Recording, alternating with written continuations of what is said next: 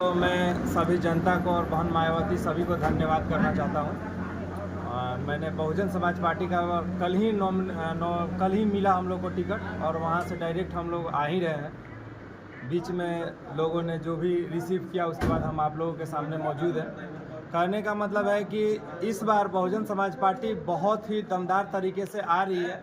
अगर उन लोगों को बहुत लोगों को लग रहा होगा कि बहुजन समाज पार्टी को कोई पछाड़ देगा तो वो संभव नहीं है।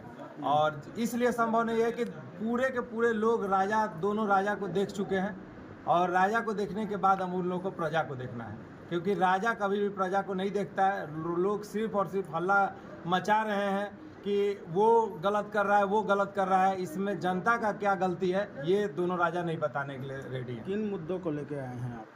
तीन ही मुद्दा हम लोगों के पास है: स्वास्थ्य, रोजगार और शिक्षा। ये तीनों चीज़ हमारे यहाँ पूरी तरह से विलुप्त हो चुका है।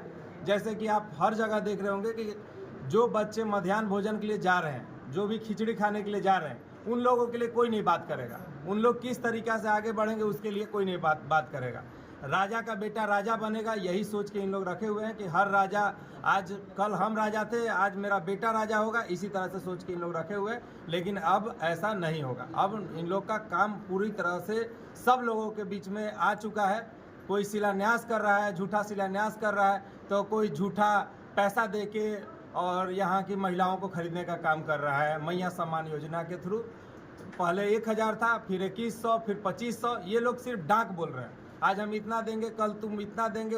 उतना से कभी किसी जनता का भला नहीं होना है। अगर इन लोग को जनता का भला करना है तो बहुजन समाज पार्टी को चुनना ही पड़ेगा। नामांकन कब है आपका? 25 तारीख को हमारा नामांकन है। अच्छा, आई बेरोजगारों के लिए क्या कर? रोजगार के लिए कम से कम 25,000 से ज़्यादा हम लोग रोजगार देने वाले हैं, इसमें कोई संदेह नहीं है। 10,000 का रोजगार तो आज हम खुद ही दे सकते हैं, आज के डेट में हम दे सकते हैं। लेकिन फिर भी अगर हम इस एरिया में, अपने विधानसभा में अगर फैक्ट्री या कंपनी नहीं डालेंगे तो आप खुद ही समझ सकते हैं कि नियम होता है कि जिस एरिया में आप फैक्ट्री या कंपनी चलाएंगे वहाँ का 60 से 80% लोग को देना पड़ता है। तो हम दूसरे जगह जहाँ पे अगर हम डाल रहे हैं तो वहाँ पे 60 से 80% लोग हमारे काम कर रहे हैं। तो इसी कारण से हम खुद अपने भरोसे पे बोल रहे हैं, सरकार का भरोसा हमें नहीं है।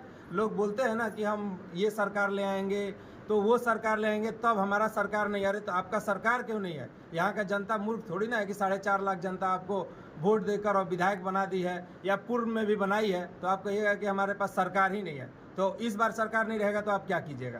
एक तरफ आपके साथ उधर के पूर्व विधायक हैं, झामुमो उम्मीदवार हैं, और भाजपा के हैं जो 3 बार के विधायक रहे, कैसे उन लोग का सामना कीजिएगा? बहुत ही आसान है। इसलिए सामना देखिए, अगर आप लोग खुद ही समझ सकते हैं कि अगर काम किए रहते तो उन्हें वोट मांगने की जरूरत ही नहीं पड़ती। लेकिन काम किए नहीं है, इसलिए उनको गली गली घूमना पड़ रहा है। वो क्यों रोड में घूम रहे हैं? क्यों आज के डेट में 3-3 बजे रात तक, 4-4 बजे रात तक दिख जाते हैं? और इन लोग को आचार संहिता से भी कोई लेना देना नहीं है। ये लोग क्या कर रहे हैं कि आप लोग देख रहे हैं कि कितना सारा गलती काम कर रहे हैं, कितना सारा केस हो रहा है, लेकिन इन लोग को कोई मतलब नहीं है, क्योंकि राजा हैं। इन लोग को पता है कि एक तरफ जेएमएम सरकार है तो एक तरफ हम खुद ही राजा बन के बैठे हुए हैं। तो दोनों सरकार यही मति भ्रमित करने का काम कर रही है। और कुछ भी इन लोग के साथ आज के डेट में एसडीओ साहब हो या जो भी हो, वो इन लोगों के साथ कुछ नहीं करने पा रहे हैं। रेगुलर इन लोग का उल्लंघन हो रहा है और आचार संहिता का उल्लंघन हो रहा है, लेकिन किसी तरह से कोई कुछ नहीं कर कल रहा है। हेमंत सोरेन आए थे, उन्होंने बोला कि अगर इस बार छोटे राजा विधायक बनते हैं तो हम यहाँ पावर प्लांट बैठाएंगे। एक तरफ विधायक जी कहते हैं कि हम सीमेंट प्लांट बैठाएंगे। आप किस चीज़ का प्लांट बोलिए। दोनों के लिए हम बता दे रहे हैं। एक दोनों का बात के बाद मैं अपना बात रख देता हूं, आप लोग भी बैठ ही जाइए अगर अच्छा रहेगा। देखिए, पावर प्लांट संभव नहीं है।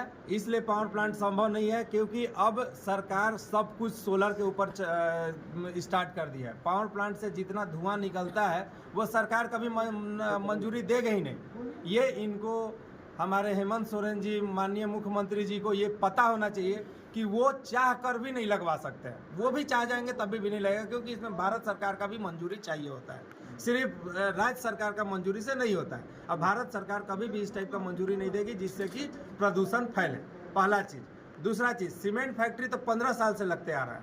पावर प्लांट तो एक बार शिलान्यास हो भी चुका था।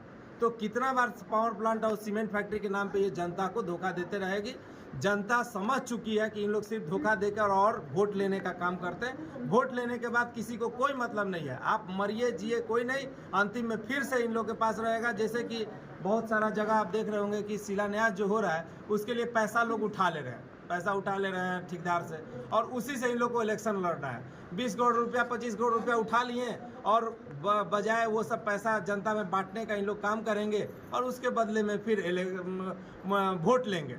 तो 20 करोड़ की जगह 200 करोड़ हम लोग कमवाते हैं। हम लोग का जनता का आँख खुलना चाहिए इसमें कि कोई भी कुछ नहीं कर सकता है। दारू पानी और पैसा पे अपील करते हैं पूरे जनता से कि न बिके, नहीं तो आप लोग का ज़िंदगी बिक रहा है। आप लोग नहीं बिक रहे हैं, आप लोग का ज़िंदगी और आपका भविष्य बिक रहा है। अगर इसी तरह से करना है तो करते रहिए, कोई दिक्कत नहीं है। आगे फिर से यही चीज़ होता रहेगा और लास्ट में जैसे बच्चा भुइयाँ डंडई में मार के 4 दिन तक और 5वां दिन उनको मार दिया गया, डंडई में का थाना का जो केस है, उसी तरीक़ा से किसी के साथ कभी भी हो सकता है। वैसा कुछ भी नहीं है। इसी तरह का कधवन में भी एक केस देखने को आया है, वैसा ही केस हमेशा मिलता रहेगा। दोनों राजा हैं, इन लोग के साथ कुछ भी नहीं होगा।